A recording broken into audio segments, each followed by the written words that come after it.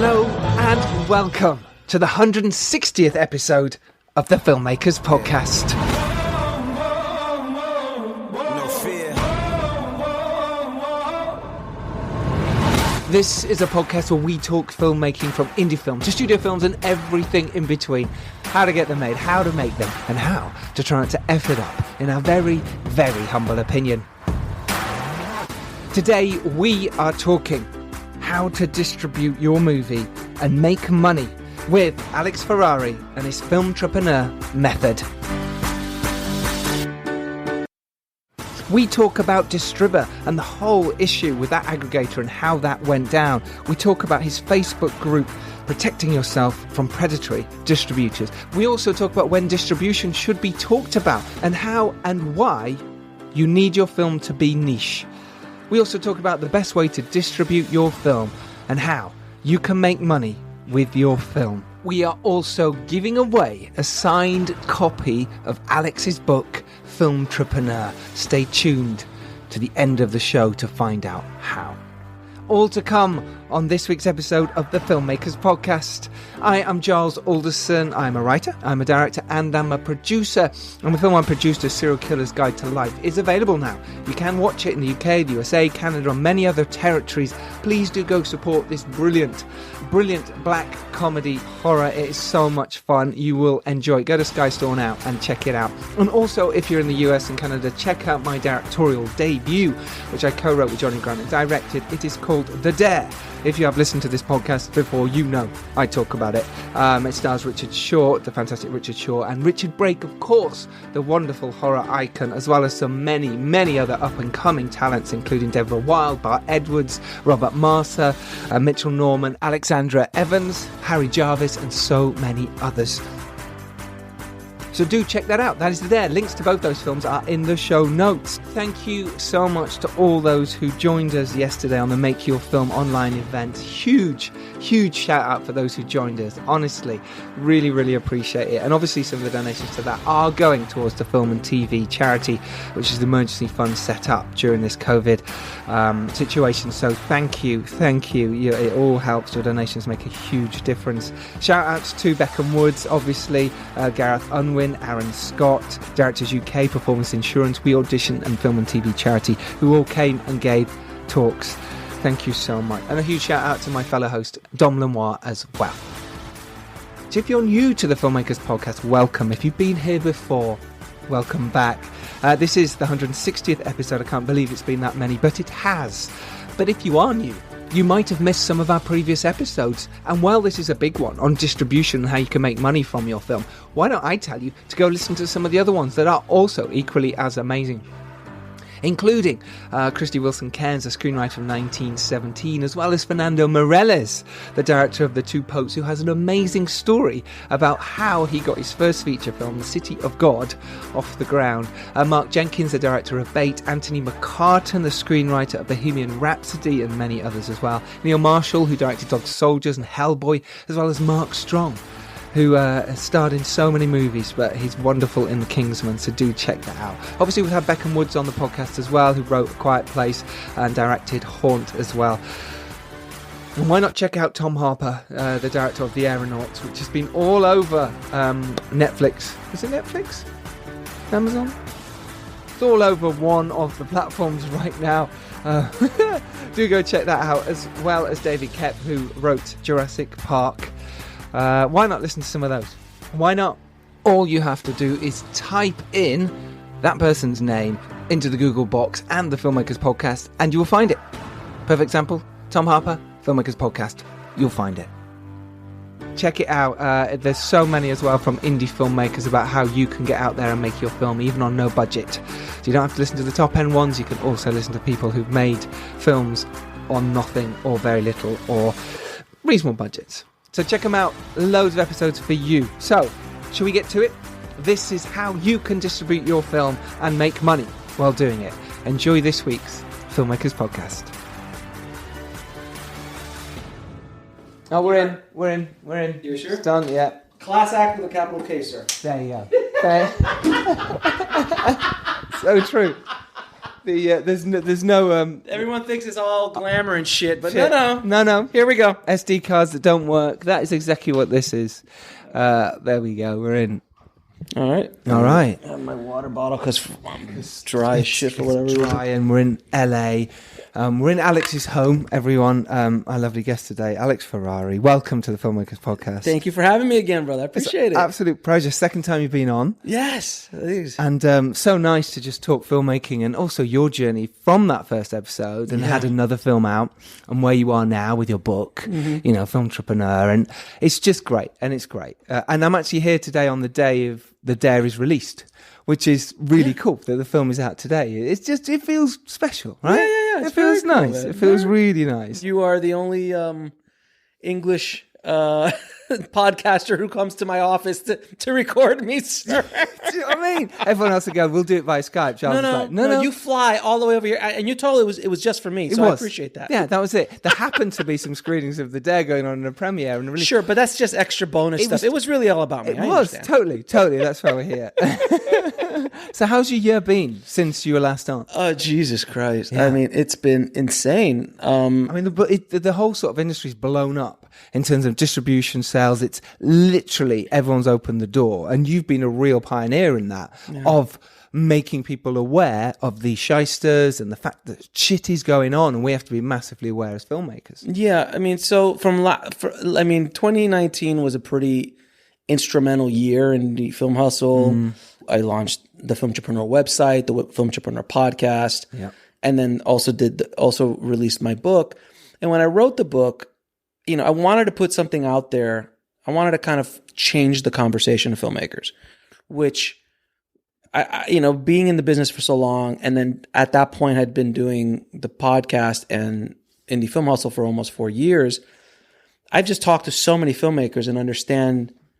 I kind of see wait, this is the problem. There is no solution for the future of where we're going as filmmakers. And so many filmmakers are still thinking like it's 1990, making their films, financing their films, having business models based around those films and that time period that you're never going to make it. And then I kept seeing them run up against this wall at the end, and it didn't matter what the budget was. It could be a $5,000 budget. I've seen $1 million, $2 million budget films just literally crash against this wall. And I kept saying, well, you know what? There has to be another way. And that's when I decided to write this book. And then not only write the book, because of course I launched the book, pre-order book, the website, and the podcast all on the same day. And it just came out of nowhere and nobody knew what the hell hit them. Totally. And then people were like, what? What? You've been doing this and you haven't said? Why not? You have a platform. But that's interesting. Why not?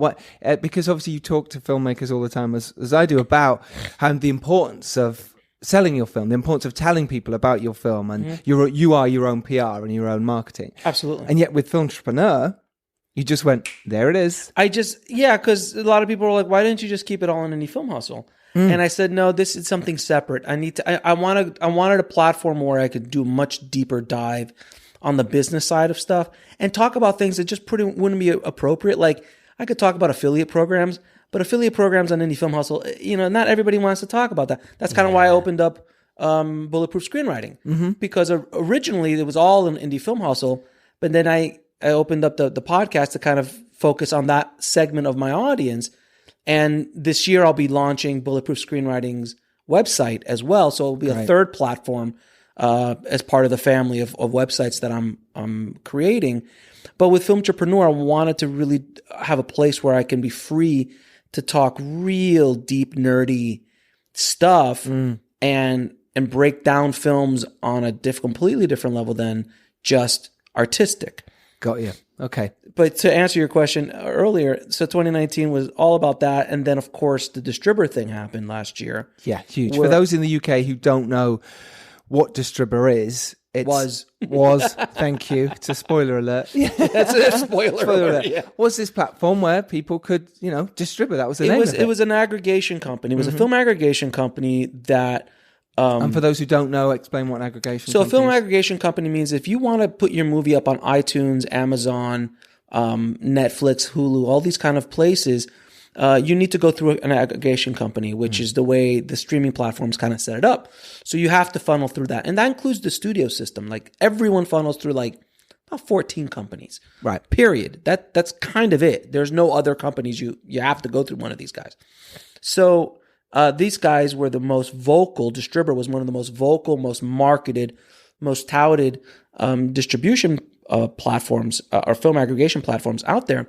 I was a big proponent of them. I pushed them heavily for almost 2 years because they helped me with my first film, This Is Meg, which I got a Hulu deal out of it. They got me on the platforms. Everything was great. I had many case studies come on the show, Range 15 of film. Yep. They made over $3 million doing self-distribution. They seem like the second coming. It was a successful platform. And they've been around for 8 or 9 years. Totally. So it's not like they were just fly by night. Then all of a sudden, everything went to hell. And I was privy to information about their downfall before anybody else was. Nobody else was looking at it, but I had been involved with them with some other movies that I was working with a client that I was consulting, and I submitted these projects, and they weren't getting back to me about it. Right. And they were running about 90, 100 days, 120 days late. And then I knew them. I knew the CEO. I knew Jason Brubaker. I knew all these guys that worked there, and I wasn't getting calls back.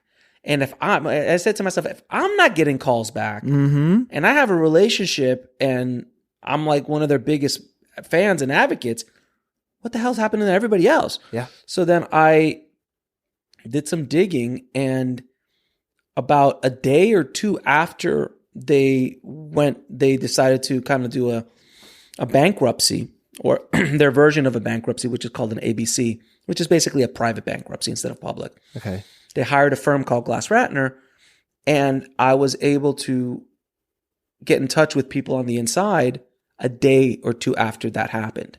Wow. Nobody else knew about it. And when I found out what was going on, I sat there for a few hours, sitting here in my office going, I mean, I can't sit on this information. No, because I was already hearing rumblings. I was already getting tweeted by filmmakers going, hey, I can't get a hold of distributor.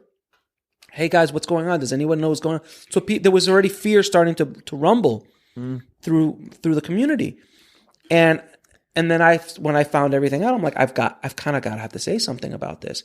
Got to, yeah. And I didn't just say something about. I came out guns a-blaring. Guns blazing. And as you should, you've got a platform where people do listen to you and they do take you seriously, and you're going, well, hang on, people do need to know and be aware of this because they're about to get ripped off, or it's about to be a problem. So explain the situation. So with, like say, distributor, people give them the film, say, right, these are the platforms, and the money's coming back. Yeah, for an upfront fee, they would get, I think they were charging like $1,500 a platform, which is kind of ridiculous. But most of the aggregators it's around that price or a bit lower. Yeah, for for big aggregation deals and stuff like that. Yeah, it's $1,500 to $2,000, but then they would upsell them.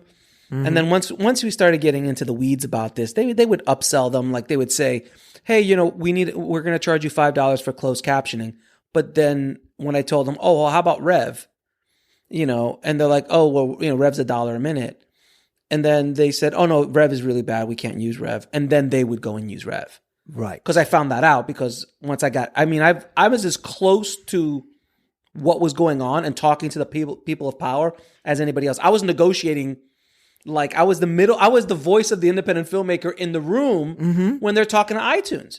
So I was brought in because I kind of threw myself into this position because it's like nobody else is doing it. And like I've told people before, I didn't get rich off of it by any stretch of the imagination. I was actually lost money doing it because I spent so much time. It kind of completely engulfed me for 2 months. You just look at the history of that podcast during the time and my website. It was just constant updates, news, Facebook Lives, and all this kind of stuff. And so there was a lot of upselling, scamming going on, alleged things going on. But that, what I said about like, upselling and stuff like that, they would do it. And that's been, said publicly already. And for filmmakers out there who are about to do this or have their film distributed, or this is vital information for you to know, to understand what the game is played, how the game is played, and how you've just got to be on top of it. What could filmmakers have done to, Nothing. That's the thing. Nothing. Because there was no precedence for it. There had not been a film aggregator go under yet, let alone one of its size. It affected over 2,000 filmmakers and I don't know, thousands of films and millions of dollars. And that meant that you couldn't get anything back because it was now lost in a So you lost the money that was owed to you. Yep. You lost the money that you paid up front. Mm-hmm.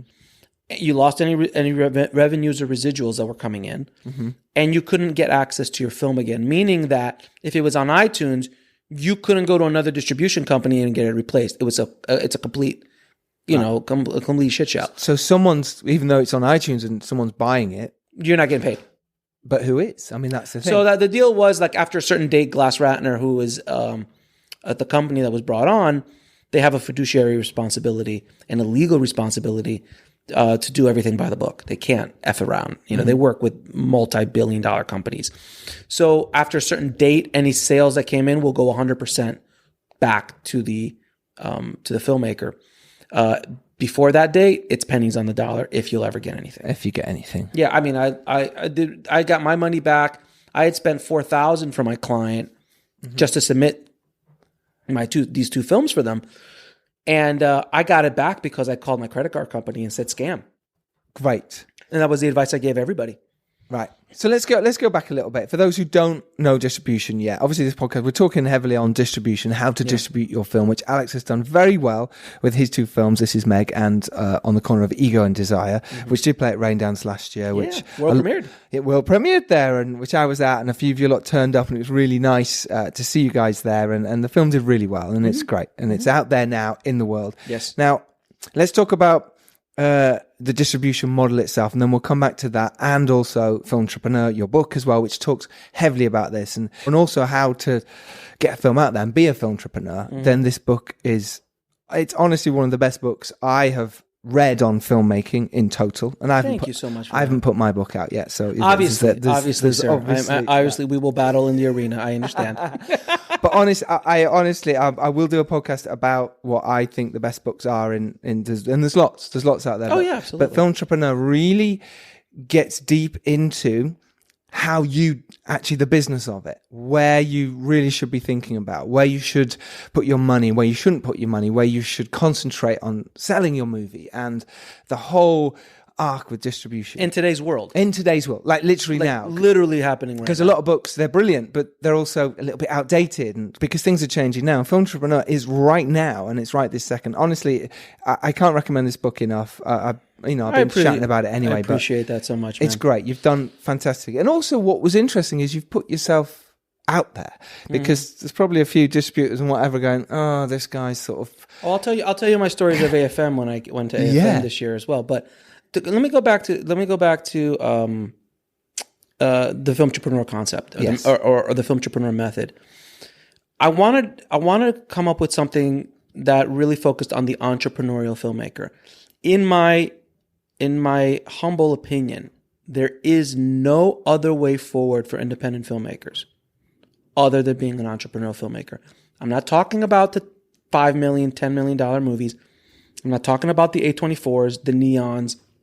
That's in a different league. That's the majors, and where most independent filmmakers plays are in the minors. Totally is. Yeah. It's just, nothing against that, nothing wrong with that. It's brilliant. It's just where it is. So, out of 10,000 movies, 200 will be at that upper echelon. What happens to the rest of us? And there's a lot. And more coming every day. Yeah, every day. So this method is built for that. And if you don't start thinking of being an entrepreneurial filmmaker, you just won't make it. And I know it's a bold statement. Will there be outliers? Always outliers. But they're outliers exactly what they are. Does someone somewhere in the world win a lottery every day? Yes. Yeah. So there is a chance. Sure. It's like Dumb and Dumber. So you're saying there's a chance. There's a chance. You're saying there's a chance. Yes. And we're hopeful. Look, filmmakers are hopeful in general because why else would we get in this business? There's no security in this business. You get into it with a hopeful idea of what the world is like and what your career is going to be like. Yes. And we all think we might be the next Spielberg. We all think we're Nolan or Fincher or Kubrick. And we are inside. And and there's nothing wrong. And I'm not trying to say you're not. But the bottom line is, it's kind of like wanting to play Major League Baseball or play on a cricket team or play or like I'm trying to play for the audience. Yeah, I get you. I'm playing or playing or playing with them, playing in the what's the soccer team? Come on. Which one? Manchester United? Manchester and the other one. Liverpool? Liverpool, yeah, those guys. Okay. Excuse, don't shoot me. All I know is from movies, sir. I'm sorry. Those great cricket teams, Manchester. No, and I know cricket is not Manchester and Liverpool. I know that. But I'm just saying. But imagine if you wanted to play, with Liverpool or Manchester. How many guys play on that team? 11. Exactly. How many people want to be on that team? Millions. Totally. So there's just math. And filmmakers need to understand that math. And is there a shot? Is there that? You ever see that movie, Rudy? Yeah, of course. Amazing. Okay, Sean Astin. Is there a chance you're going to play on the team for 2 minutes? Mm-hmm. Sure. He busted his balls for like 4 years, killing himself for those 2 minutes. Yep. Is it a possibility? Sure, but you have to think about things realistically. Yeah. And the entrepreneurial filmmaking plan or the Filmtrepreneur method really focuses on that, because you can't look at your movie like it was in the 90s. You can't look at your movies like most filmmakers look at their films like it's you're competing with the studios. You're not competing with the studios. You will never compete with the studios. It is not. It's like fighting Mike Tyson and you're 5. It doesn't make any sense. Yeah. So, but that's what their mind's like. I'm gonna make a romantic comedy, and it's gonna cost me $100,000. I'm gonna put nobody in it, and it's gonna be like really cute, and it's gonna be awesome. And I'm like, hey, great, $100,000. First of all, that's actually not a bad price. Yeah. Actually, that's too smart. Let's say $500,000. Yeah. You went too smart. Yeah, that's actually even too smart. $500,000 romantic comedy. And they're like, okay, how are you going to market this? Well, I'll go to Sundance. No. Okay, so when you don't get into Sundance, and because Sundance doesn't take romantic comedies. Totally. When was the last romantic comedy that busted out at Sundance? So where do you go with it? Where do you go with your film? Oh, well, I'll go to distributors. Oh, you're going to go with distributors. Okay. How much do you think they're going to pay you? Well, they're going to pay. Are you going to get an MG? An MG is a minimum guarantee. So you think you're going to go to distributor? The distributor's going to look at your $500,000 movie and going to go, "Wow, this is amazing." With no names in it, and was shot on the Red though, so it's good. Oh well, there you go. We're good. It's shot on the Red or the Alexa. We're good. We're solid. So then, sorry. And this person was in Supernatural once. The lead actor, no, that's too smart again. You're still too smart. Sorry. You're still too smart. It's still too logical. Like you had a TV actor. That would help. Good. Right. Oh, okay. Yeah. No, this is nobody's. Is it in an advert once? That would do. Yeah, they were once in a national spot in Zimbabwe. Yeah. I'm not sure who it is, but anyway. For Tampax. Yeah. Exactly. So these filmmakers, and I've had these conversations, they'll expect to I'll go to a distributor and they'll look at the quality of my genius, and they'll give me at least $500,000 up front. Of course, I could just cover my costs, and then I'll just take the percentage of everything else that comes in. In another world, in another time, that did make sense. In the 80s, and in the 90s, and even in the early 2000s, when DVD was still a big thing, absolutely. I'm not sure for that romantic comedy, but there were still moments in time where that business model made sense. In today's world, this is what will happen to that film. You will submit to your film to about 40 or 50 distributors. None of them will probably return your calls. You're probably going to submit, first of all, let me go back a little bit. You'll submit to 40 or 50 film festivals. Yes. First. Okay. Yeah. You're going to spend about $1,000 to $2,000 in submission fees. You might get into like Moose Jaw in the middle of Wisconsin. I'm not sure if that's even a festival. So you go to the Moose Jaw International Music and Video Festival. I don't know. Have your premiere there. And you premiere, oh no, it's the one I have in my movie, the Uptown Downtown Film Festival. The Uptown Downtown. Yes. So you go to the Uptown Downtown Film Festival in New York City, and you premiere there. And when you show up, you go to a theater, and in that theater, there's 4 people, and 3 of them, So the other one, is lost. Yeah. So, sorry, wrong movie. This is not the Avengers. Okay, no. I'm sorry. I'll go to the next theater. So, and again, I want everyone listening. I'm making fun of the scenario because I really want to kind of hit hard on this. I'm not making fun of filmmakers. I'm a filmmaker. I get it, but I want you to kind of understand the mentality of a ridiculous filmmaker. Mind you, I've been a ridiculous filmmaker many times. Sure. And as I read in my book, I wrote a whole chapter on how I screwed up $50,000 on a short film. Uh-huh. It's a lot of money on a short. Absolutely. Crazy. So then you go to so nothing happens at the film festival. You win no awards. That it would matter anyway. Then you start sending it out to all of the distributors that you know. And you're going to go, hey, I'm going to go to AFM this year, American Film Market, because you happen to live in LA, or you actually live in New York, and you're going to fly out to LA. Yeah. So you spend that money to go out there, and you're going to you got to stay somewhere. That costs. Yeah. So you're going to spend around $2 or $3 grand just going, if you're lucky, and you're going to bring your producing partner too. So it's going to be like $4 or $5 grand when it's all said and done. You're going to come out there, you're going to take some meetings, and you're going to notice that nobody wants your movie. Mm-hmm. Then you're going to go desperate because you're going to go, oh my God. The realization kicks in that you just spent $500,000 of your mom's money, your dad's money, your friend's money, whoever the investor was foolish enough, or groups of investors were foolish enough to give you this money, who are expecting some sort of, your Nana. Yep. Your Nana now is going to live with you because she has to sell her house. Oh, I'm not exaggerating. I've heard these stories. This is not an exaggeration. So now you're like, oh my God. And then when you go to AFM, you realize that nobody wants your movie.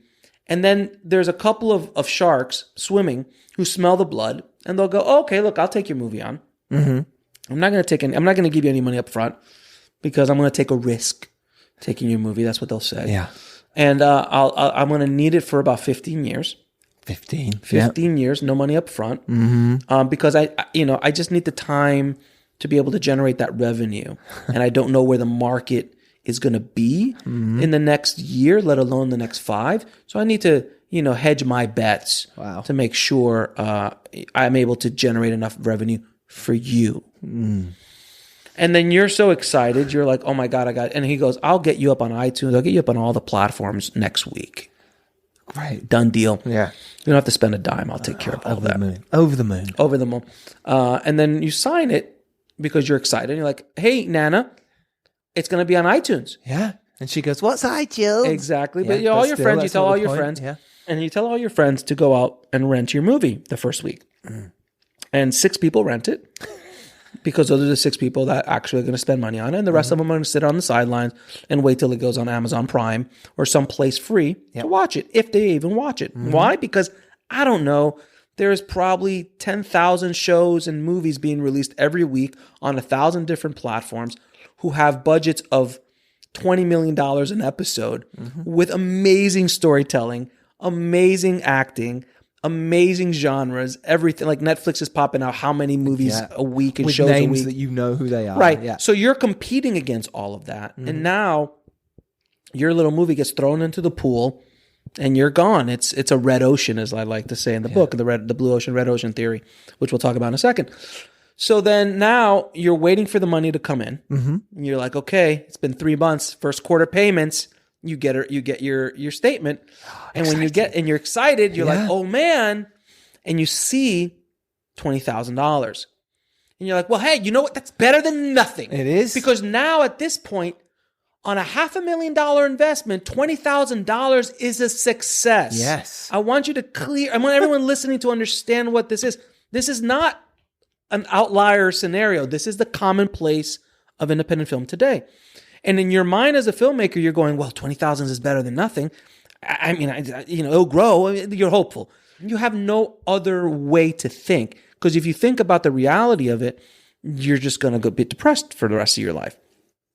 So you're like, all right. And you open the check and there is no check.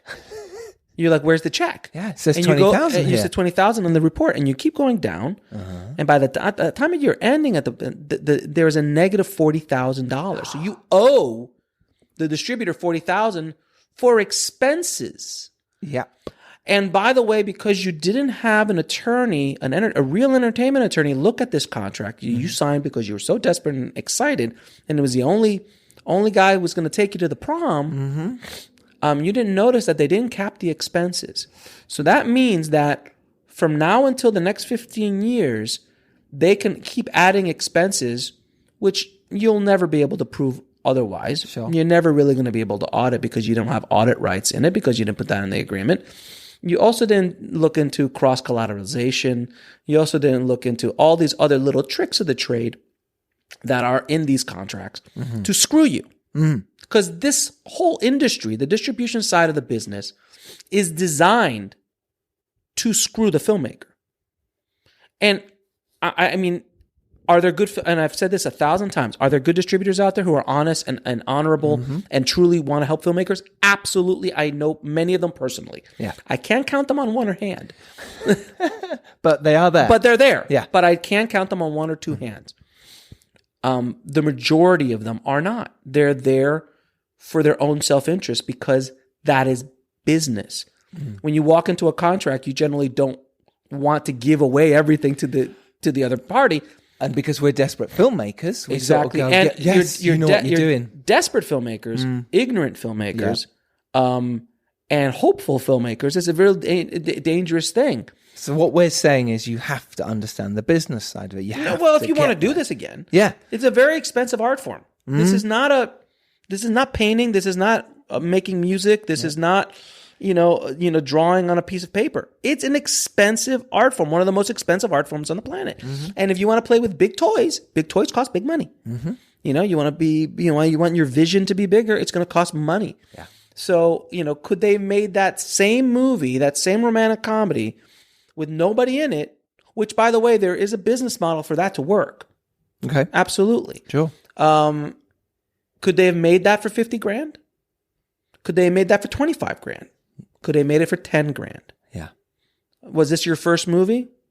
Could you have made it for nothing? Could you have made it for, could you grab a couple of your mates and your friends and go out and shot something and see what happens? That you financed yourself without bringing your Nana into this?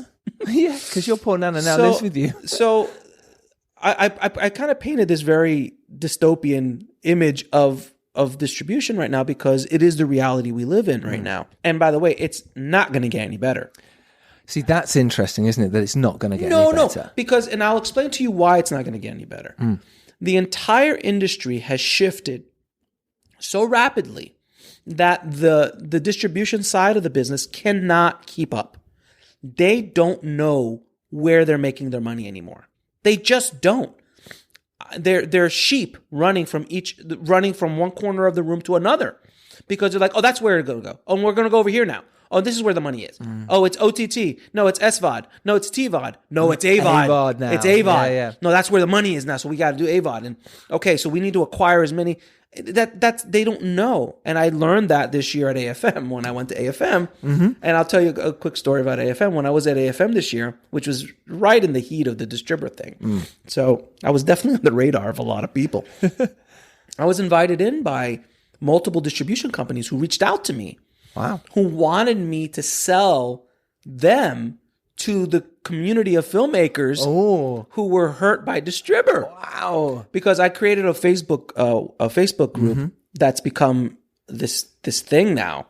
Yeah. Which is called it used to be called Protect Yourself from Distributor, and I changed the name to Protect Yourself from Predatory Film Distributors / Aggregators. Great. Perfect. And it's grown exponentially. And it is like this safe haven of information about what's going on in the industry. So if you're just and Giles will put it in the show notes. Yeah. But that Facebook group turned into this. I mean, we're talking about over 1,000. I think we're at 1,300 of this recording of filmmakers who are interested in filmmaking and distribution. So I would go to these meetings and I would just sit them and I would like, so what's your business model? And they would throw this stuff out, and I was just like, it's all the same crap, just different flavors of the same stuff. And then I just turned to him once and I just said, can I ask you a question? You guys really don't know what you're doing, do you? Like straight up, I'm like, you have no idea where the money's going to be next year. Wow. And they said, no. And I quote, we're throwing up as much stuff against the wall as we can to see what sticks. Jesus.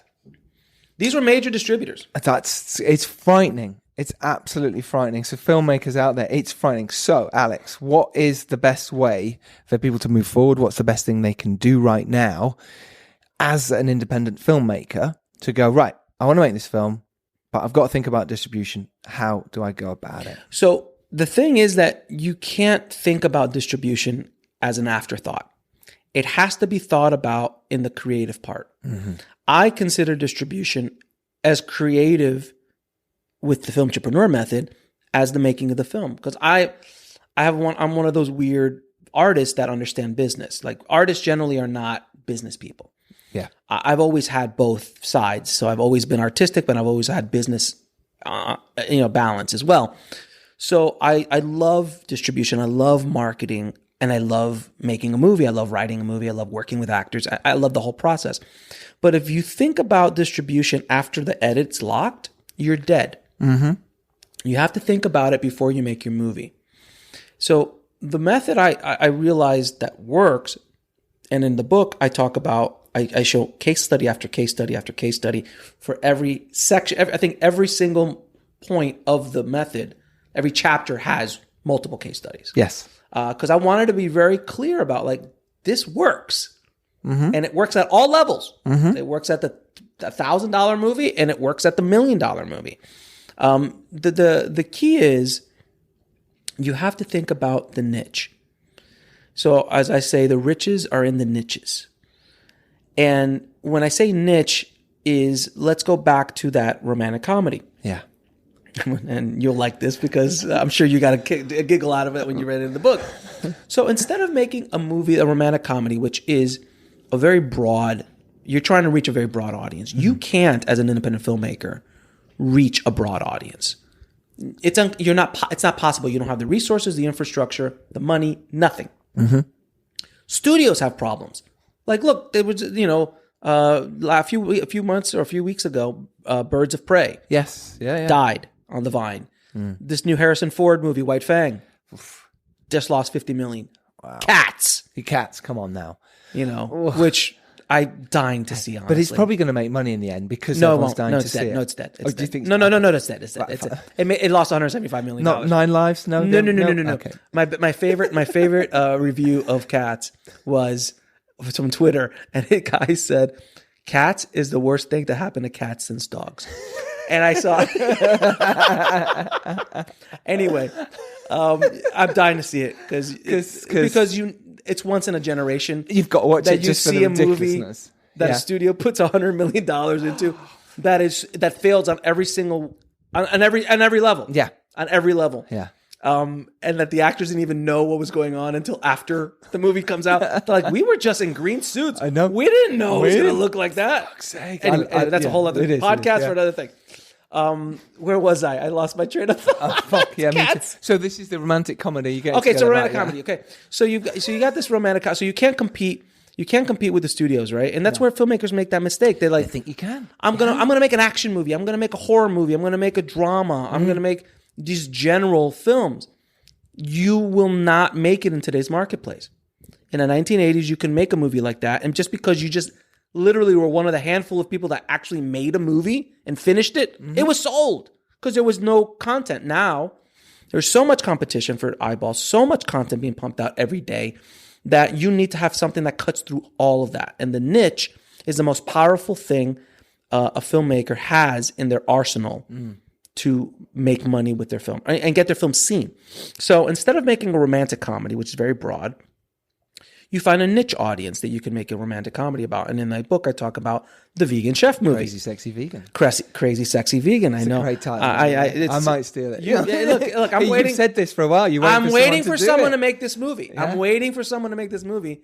so I can sue them. No, I'm just, I know, seriously, no. I promise you, probably no one's going to do it. No? Because they're scared. Well, obviously, as you know, with the vegan documentary we're making that you are in, and thank you so much for being in it. It's in the niches, and it's something, or niche we say in the UK. I said niches. But the niches are in the riches doesn't sound as good. No, it doesn't. The niches are in the riches. You see, it's just the niches are in the beaches. No, it doesn't. No, it doesn't work that way. Yes. Yeah. But the vegan documentary. Yeah. So for a perfect example, Game Changers. Yes, look at that. Game Changers, which is a vegan documentary about vegan athletes, which I think was the #1 documentary on iTunes of all time. Yep, 100%. I know iTunes. I know Netflix paid them obscene amounts of money for the rights, and it was because it was a niche. The vegan niche. It is so powerful. Yep. It is a growth niche. Yep. Now, again, it only makes sense. And by the way, when you're choosing a niche, you can't do it because of the money. Because if you eat barbecue every week, then don't make it's not going to work. You have to have an authenticity to it.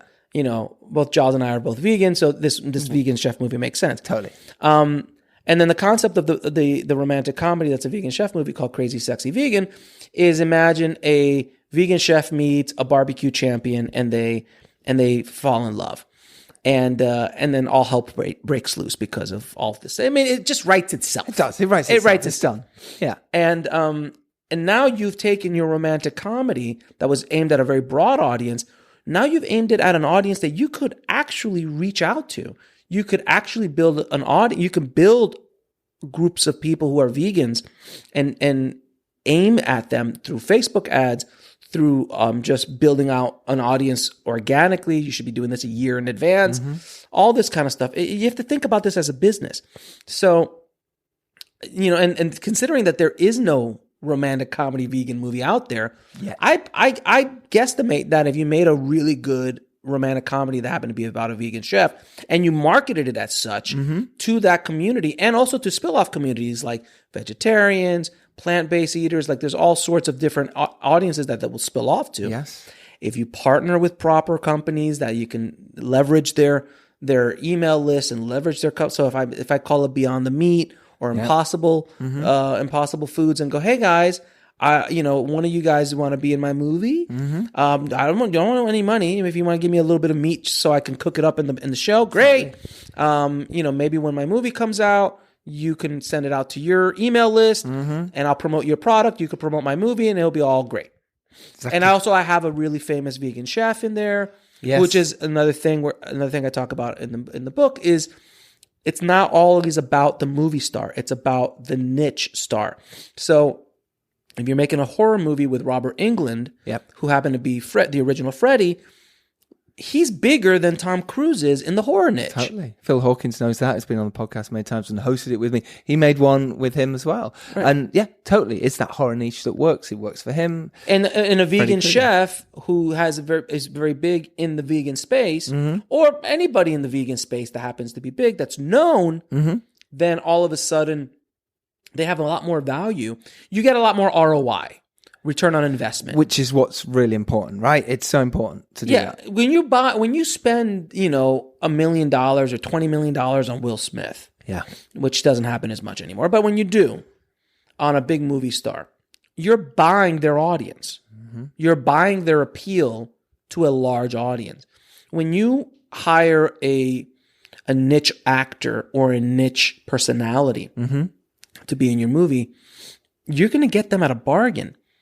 Because they only make sense in a certain niche, in a certain kind of project. So Robert Englund in an action movie doesn't really do, in a drama doesn't really do anything. Sure. In a comedy means nothing. No, unless it's a horror comedy. A horror comedy, yeah. Yeah, but it means nothing, really.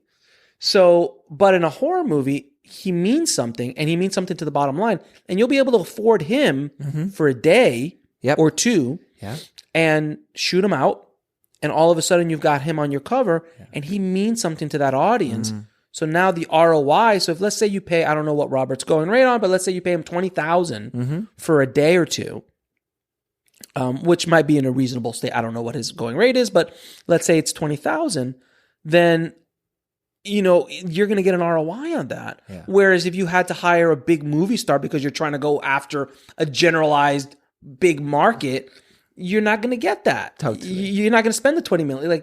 You can't play at that level. Yeah. You can't get Nick Cage. Nick Cage is $1 million. A movie, yeah, sure. He's $1 million, I think, for a week. And he's $1 million a week. Stallone was about $1 million a week. There, because you're trying to tap into their audiences. Yeah, but you won't necessarily put them into a romantic comedy. No. Like say, you go, well, let's play on the strength because we need to make money back on this movie because we're making it for fuck all. So it's business. It's business. So you're saying you've got to think about your niche audience straight away. You've got to think about potentially putting someone in it or whatever your ROI is to think about from the beginning. Yeah. So now you've done that. You've thought about that. From the very beginning, you say, right. And you're cultivating the audience while you're going through it. You've got to. You're building out your audience. So important. And you're building out content for that audience. And you've built out a website. You've built out your social media. Yep. You're bringing them along. You're providing value to them in that niche. In that niche. So niche. So let's say that you're starting 6 months before you start shooting, you start building up a vegan community. How do you do that? You curate, I said in the book, entertain, educate, or motivate. Fine. Those are the three. And you create content around it. Now, you don't even have to create content. You can curate content. Find it from somewhere else. You can, I like the word curate. Post other people's websites, other people's videos. Of course you can. And you start cultivating an audience. Once you start getting into that world, then you start inserting your own stuff. Like, hey guys, I'm making a movie because now I've been I've built a relationship. There's a contract that you have with your followers. When I follow you on Twitter, follow you on Facebook, on YouTube, or I go to your website or sign up for your email list, there's an unwritten contract that's written that I'm going to provide value to you, and I'm going to take your time seriously. Yeah. And if I continue to provide that value to you, then, oh, by the way, here's something back. By the way, we've released this film, or, we've got some T-shirts out. Whatever it is. And I think, it's so important to do that. And I do have some filmmakers who say, oh, no, we're not going to do that. We're going to hold back until we don't want to do social media yet. You're not Batman in 1989, dude. No exactly. one cares. I'm the same. I'm like, why wouldn't you put stuff out? Who gives? There's a picture from set. As long as it's not got spoilers on it, you think that's going to stop someone buying it in 6 months' time, a year's time? Come on. God. Look, I do it too. Look, I used to hold back all the time, and now I try to bring people in all the time. Like with Ego and Desire, I didn't tell anybody I was doing it. To be fair, it took about 2 months to get the whole damn thing ready, so I didn't have time to go anyway. And I thought it'd be like, well, we're at Sundance, it'll be a big surprise. It'll be kind of cool. And it was. But normally, if I would have had a longer lead time on a project, I lay it out like I did with the book. The book was in pre-order 6 months before I finally released it. Yeah. And the website launched right away, and the podcast launched right away, because I was already cultivating an audience for my book and for future courses, future workshops, future other things that I could provide value. The key is providing value to an audience. Now, when I'm going to go back for a second, then we're going to talk about how to make money. But the niche, how powerful the niche is this. When I heard about the movie Game Changers, it was on my radar, and I was dying to see it because it's extremely important to me, because I wanted to just see a really good documentary about vegan athletes that didn't exist. Yes. It really hadn't. Or if it had, they did a horrible job because I didn't get to me. Didn't hear of it. So I kept looking for it. I almost went to the theater to see it. That's how much I wanted to see it. Wow. Because here in LA, it was playing for like a day somewhere. And I was like, and I was trying to get my wife to go. And with the kids, it was hard. But the second it came out, like the day it came out, I rented it. And I watched it. But you see, the thing was that it cut through all other media for me. The next episode of whatever show I was watching can wait. The new Avengers movie that's coming out can wait. Yeah. Everything else stopped for an hour and a half, and it cut through all of the billions of dollars of marketing that people aim at me and you every day, because it hit me on an emotional level. And that's the power of a niche. You're connecting with your audience member not in just a purely entertainment standpoint, but an emotional standpoint, which is more powerful than anything that Hollywood has or can throw at you. So that emotion is the biggest asset you have in your filmtrepreneurial toolbox. Mm-hmm. And it can work with a documentary, which works very well. And I have multiple documentary case studies, but it also works in narrative if you know what buttons to push and who you're going after. So Range 15 was a great example, which was all military, military families, military people, ex-vets. Which is a horror sort of comedy. It was like a horror comedy that was built directly for them. Mm-hmm. They didn't give a F all about anybody else. It was aimed at them 100%. But because it did so successful, it did so well, that bled out into other people. Yeah, and at the end they got screwed too by distributor. But they did get the $3 million first out over the first 2 years, but then like towards the end they got screwed too. So the power of the niche is the most important thing an independent filmmaker has. Yeah. If you don't think this way, you will not make it. Period.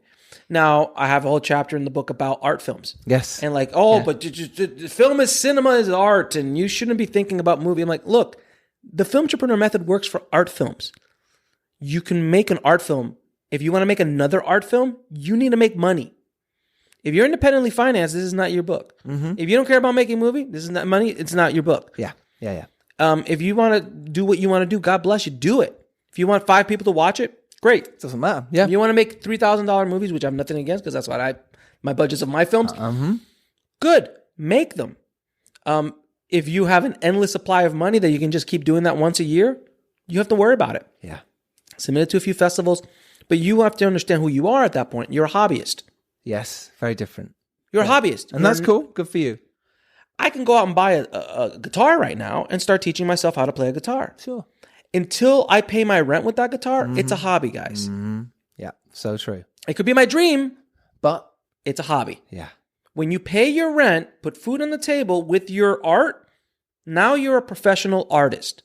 You're a professional in this in whatever arena you're in. There's nothing wrong with being a hobbyist, but you need to understand who you are and what your end game is. Right. And you need to understand that end game at the beginning. Is the end game of the movie you're about to make money? Is it about getting exposure? Is it about using it as a showpiece because you're trying to play the Hollywood game? That's another podcast. Mm-hmm. You need to find out why you are doing what you're doing, because if you don't understand why you're doing it, you're going to fail. Yeah, you're going to be disappointed, and the people around you that you bring along on your journey will be pissed and disappointed too. Trust me, I've been there a million times, and I've seen it a million times. So, to now talk about how to make money with this niche film. The key is to not only think of the one revenue stream, which is where most filmmakers make their mistake. They think the only way they're going to be able to make money with their film is using a traditional distributor. Right. Or being bought by a traditional distributor. Because why? Because that is what we've been taught forever. Mm-hmm. That is what Hollywood teaches you. That's what the system teaches you. Because it's in their best interest to keep that crop of fresh films coming in that they can take advantage of. Yeah. And nowadays, there's so much content, so many movies. To see an MG, oh my God, your movie has to be like astronomical. Yeah. You know, and you're not going to get generally you're not going to get the price that you paid for it. You know, So like if you have like $100,000 movie, you get a $30,000 MG. Jesus, that's a oh my God, you're like slam dunking it. Again, no other business in the world where you'll put $100,000 and get 30 back and go, yeah, I made it. This is not sustainable. It's not a sustainable enterprise. No. So you have to think about ancillary product lines, ancillary services. You have to think of an ecosystem that you can build out around your film. And these other revenue streams, which should be multiple, you need to control yourself. When you and by the way, traditional distributors can be a part of that ecosystem. Yeah. But you cannot just give your movie away in hopes that someone's going to write you a check. That's naive, and those days are over. Yeah. They're just not. It's over. So when you're creating this ecosystem, we'll go back to Crazy Sexy Vegan. All right, so we have our romantic comedy. We have our niche star in it. We got all this stuff. We've built up this audience. So now that you've cultivated this audience, obviously they're going to be really excited about watching the movie, but could you make other products or services that could help them? So could you make, obviously T-shirts and hats, that's low-hanging fruit. Great. Could you make vegan aprons? Partner or sell kitchenware, or becoming an affiliate for kitchenware or things that are aimed at vegans.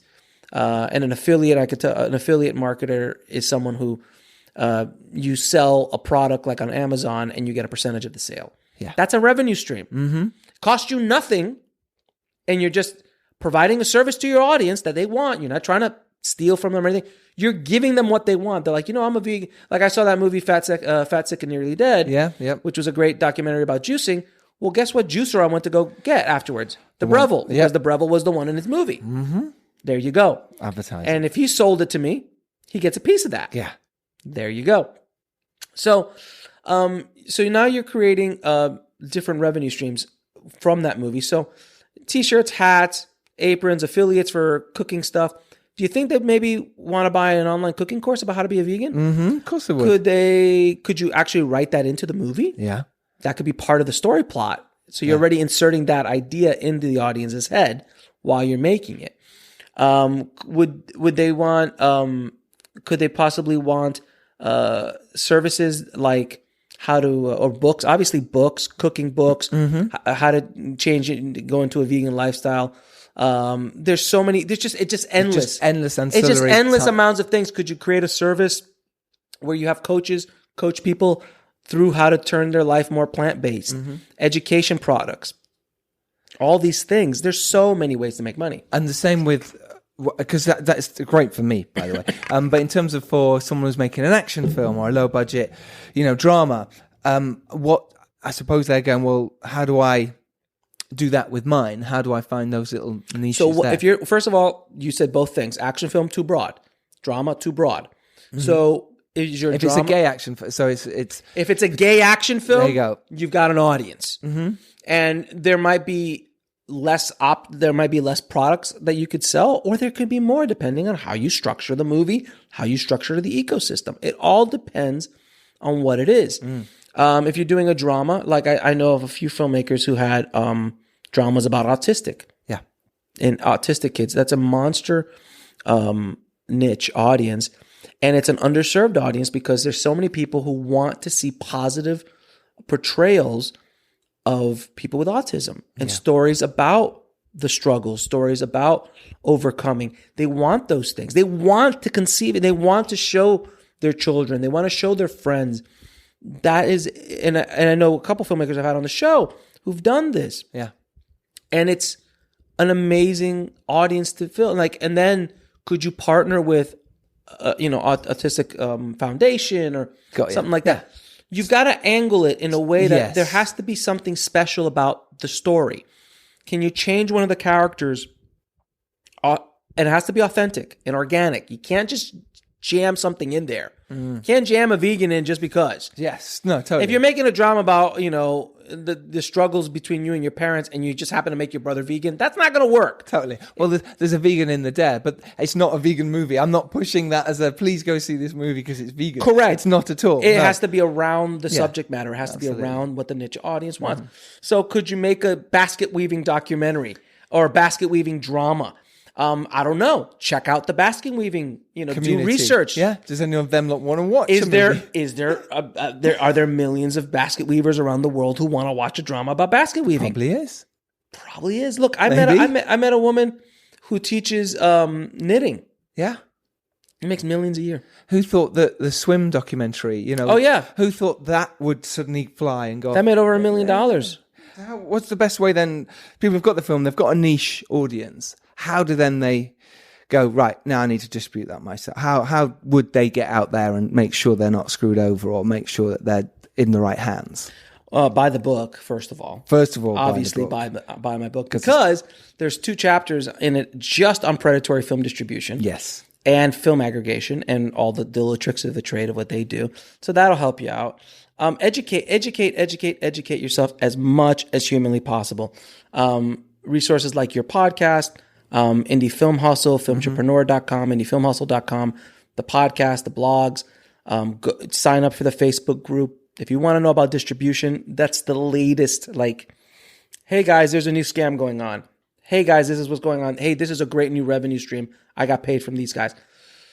That is like, there's nothing else that exists like this in the world, that little Facebook group. There's so much information in that Facebook group. It's massive. Yeah. But you just need to educate yourself about the process. Look, it's not sexy. No, it's not. It's not the cool lens. It's not the new camera. It's not the 35K, image that you're going to shoot or whatever K it is at this point. It's not the cool editing or visual effects. It's not as cool as being on set and hanging out with actors or actresses and doing all that stuff. That's all the cool, sexy part. But if you don't understand this part, that's the business is the foundation. Yeah. If you don't understand the business, you will not be able to make this. It's just too expensive. And I know so many filmmakers that one are done. Yeah. And they're done and that's it. And what about when you say you do get a contract from a distribution company, what to look out for? Because there's so many things to look out for. Get an entertainment attorney. Yeah. Don't get Uncle Bob. Uncle Bob, who's a real estate attorney, who has no idea what it is. And goes, it looks good. It looks fine. No, don't let Uncle Bob do it. You need an experienced entertainment attorney who knows this, has been doing this for years. Correct. Yeah. And let them look it over. You should also educate yourself on certain languages. I'm not an attorney, but I can look at a contract and I can see the tricks. Yeah. And even then, I still don't see all the, there's certain wording, there's certain ways they put things. You got to have an attorney look at it, but you should educate yourself on all of these tricks of the trade so you can ask. Like I had filmmaker friends of mine who, when the predatory distributor would call them, they're like, "Oh, do you do cross collateralization? Oh, do you do what's your market cap? Oh, do you have expenses? Oh, what do you do?" And they just hang up because they're like, "Oh, this guy's too smart. I don't want to deal with him," and it was out.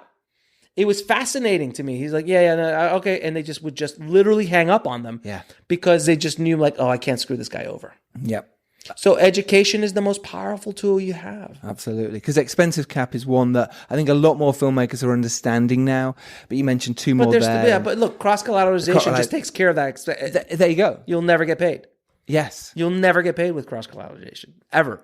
And there's so many other little tricks of the trade that they do inside those contracts to literally make sure you get screwed over. Yeah. And whatever that marketing cap is, understand that it will top that. Yes, it just will. They'll keep going with it. The first $100,000, if that's the cap, is gone. Yep. You'll never see it. A dime. That's automatic. Yeah. I've never seen a distributor go, yeah, we only spent $20,000. Yeah, because No. So they had a holiday on it. No. The book really goes deep into this stuff and explains it. Look, for $25 or however much it is in pounds, or free on Audible if you sign up. Totally, up. There's so much value in that book. Mm-hmm. Like I could have easily charged thousands of dollars for the information in that book. But I wanted to put it out there. I wanted the conversation to change. I want filmmakers to start thinking differently, because if they think the way it was in the 90s, they're gonna get crushed. Yes. But when the next correction happens, when the bubble pops, yep, which it will, we're due. It's cyclical. It's gonna happen. Yep. It's not conspiracy theory. Everyone knows something's coming. When it's coming, it could be tomorrow. It could be 2 years from now. But we're due. We're late, actually. Yeah. It's been, 10 years? It's the longest bull run since the 80s. We've done well. Since the 80s. I know. And look what happened after that.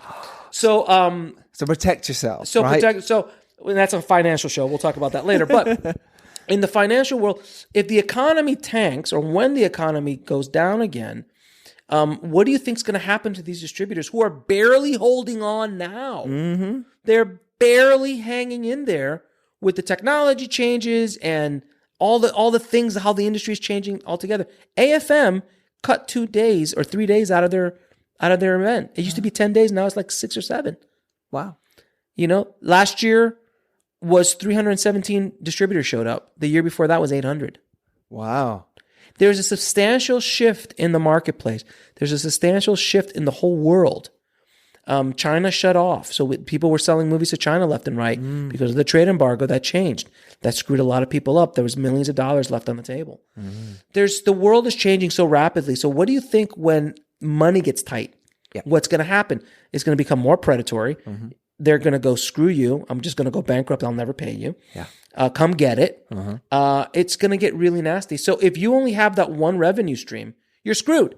But if you've created all these other ancillary revenue streams where you honestly don't even care if you make money off the movie, because you've structured your ecosystem so well that money's coming in all over the place, and you control all of those revenue streams without having to deal with a shady distributor, predatory distributor, you're good. Many movies in the book that I use as case studies, they literally give their movies away now. Because they're loss leaders at this point. Totally. Yeah. They're just like, I want you to come into my ecosystem. Because we're selling all sorts of other things. And at the end of the day, it's not about trying to hustle somebody or trying to cheat somebody. Totally. It's about trying to create value for your customer. Authentic, organic value. And if you're able to do that, you will survive the next 10 or 15 years as a filmmaker. I already want to write the second version of this book. I mean, the second edition. I already, after 2 months after it was released, I'm like, there's so much more I got to put in it. Totally. So maybe next year, it's too early. It's only been out for 3 months. So I can't write another one. But I'll probably but I'm going to do courses on it. I'm going to be releasing an academy, a Filmtrepreneur Academy, coming out in the next 6 months or so. So I'll be able to do a lot more updated, more in-depth stuff, teaching these methods and teaching, because the things, again, the revenue streams are coming and going every day. New opportunities are springing up. Old opportunities are going away. If you don't understand what the market is and the way it's shifting, just understand that nothing is permanent. Before you had X, Y, Z. Now it's all the letters mixed up every day, and you just don't know where it's going to come from anymore. And again, wait until the next thing happens where the economy does tank. Just wait to see how the whole system. I personally think that the entire system is going to come crashing down on itself. Distributors in general are going to have a really tough time. And I think the studio systems, there's only six arguably big studios anymore. I think 3 of them are probably in good shape to survive a real hit. The other ones aren't, and they'll be gobbled up by Apple or Google or Facebook. Wow. But it's already happening. 20th Century Fox is gone. Scary. 20th Century Fox is gone. Disney bought them and said, we're not going to even call it 20th Century Fox anymore. It's gone now. It's gone. So things are changing. Paramount, Sony, Lionsgate. Don't say Lionsgate. They've picked up mine. No, I understand. No, they'll be bought by somebody else. Oh, cool. So they're still around? No, Google will buy them. Apple will buy them. Right. Facebook will buy them. They have cash, so they'll buy them and they'll put them up on their streaming services. What does that mean for filmmakers? I don't know. If you're expecting to get massive money, don't. I just had a guy on the Facebook group who came up and he's like, "Oh yeah, I just put my movie up on Amazon, and it was watched 60 times, and I got my first check for $5.62." Wow, big time. I'm in the money. Before that would have been at $4 a rental. Totally, that's some money.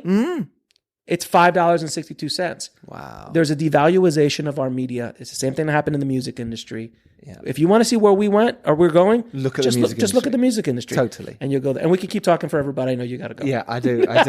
Alex, honestly, thank you so much. And if you haven't watched On the Corner of Ego and Desire yet, do go watch it. It's brilliant. It's on Amazon Prime now. Yeah, and on IFH TV, my streaming service as Which is, and another thing Alex has is his streaming service. He's got his own streaming service. So when he talked about their platform that, springing up everywhere, he's got one of them. It's Netflix for filmmakers and screenwriters. It's called anyfilmhustle.tv, and you can sign up there. It's available all around the world as well. Brilliant. I'd sign up, and it's lovely. Some amazing behind-the-scenes docs, as well as films and how to make films and DPs, and it's brilliant. You're one of my testimonials on the front page. Yeah. Am I? Yeah, you're a testimonial on the front page. I've not spotted that. How funny. I think you are. If I'm not, I'll make sure you are now. Well, thank you very much. I'm positive you are. I remember that. I love it. And if you want the book, just head over to filmbizbook.com, and there you can, if you've never signed up for Audible, you can click on a link and get it for free there. Mm-hmm. And if not, it's on Amazon, ebook, paperback, around the world. I've sold a lot in England. There's been a lot of sales in England, but Amazon is a great partner. It's self-published. Brilliant. And we could do a whole other interview about publishing as well. Forever. Alex Ferrari, thank you so much for joining us. Appreciate it. Thank you so much for having me, brother. I appreciate it, man. Keep doing the good work you're doing. I will. And you too. Thanks, man. So there you have it. You can, as Alex says, go out and distribute your movie. You can do it. It can happen. And you can make money while doing it too. So why not go out there and do it? And if you're lucky enough to rise up and do well, I promise you it is your duty to send the elevator back down and then appear on this podcast, because that's what it's about. And you can share your love and help the filmmakers that listen to this as well. So you want to win a copy of Alex's signed book, Filmtrepreneur. All you have to do is tweet us at FilmmakersPod and at Filmtrepreneur and say, I want the Filmtrepreneur book. And we will select a winner. Good luck.